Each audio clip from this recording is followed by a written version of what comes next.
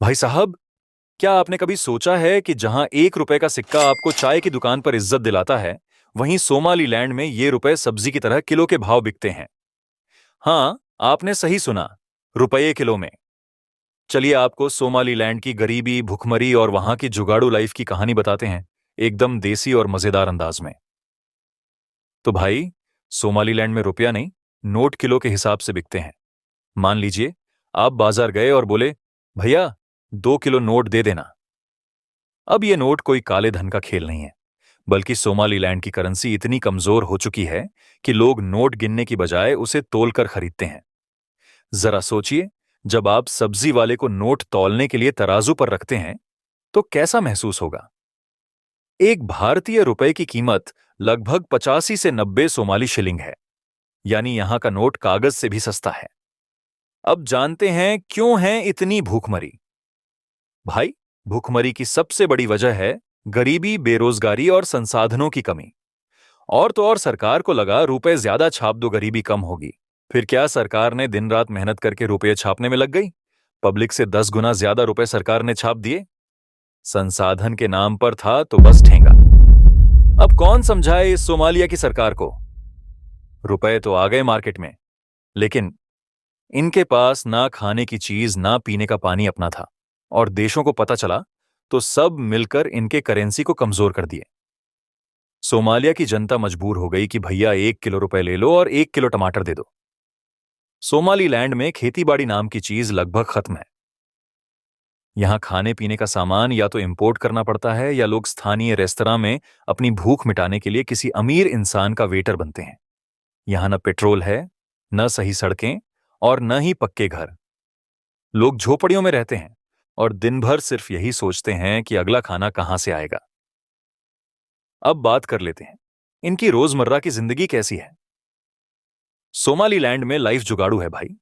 लोग किसी भी तरह जीने का तरीका ढूंढ ही लेते हैं।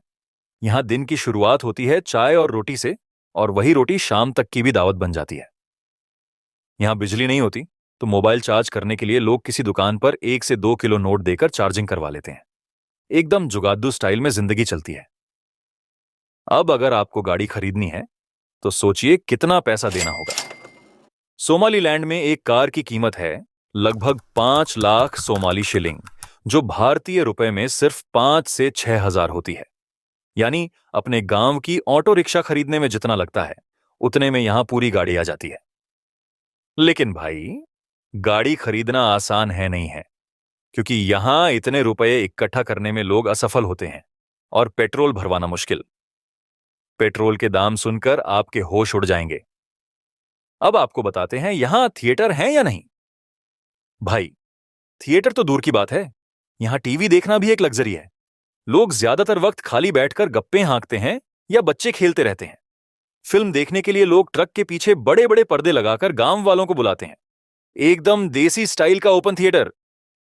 नोट की बोरियां, शादी हो, खरीदारी हो या पार्टी हो, नोट की बोरियां लेकर घूमना आम बात है। फ्री मनी, गरीब लोग अमीरों के घर जाकर जकात मांगते हैं, यानी कि गरीबों को पैसे दान में दिए जाते हैं। खेल खेल में जिंदगी। बच्चे खुद के बनाए फुटबॉल से खेलते हैं। ये फुटबॉल कचरे से बनाई जाती है। अब जरा सोचिए, भारत में लोग 1 हजार के नोट की इज्जत ऐसे करते हैं जैसे कोई सोने की ईंट हो। वहीं सोमालीलैंड में 1 हजार सोमाली शिलिंग के नोट को कोई पूछता तक नहीं। इंडिया में चाय 10 रुपए की मिलती है, और सोमालीलैंड में उतने में 10 किलो नोट आ सकते हैं। यानी अगर किसी भारतीय ने सोमालीलैंड का रुख कर लिया, तो वहां का सबसे अमीर आदमी वही बन जाएगा।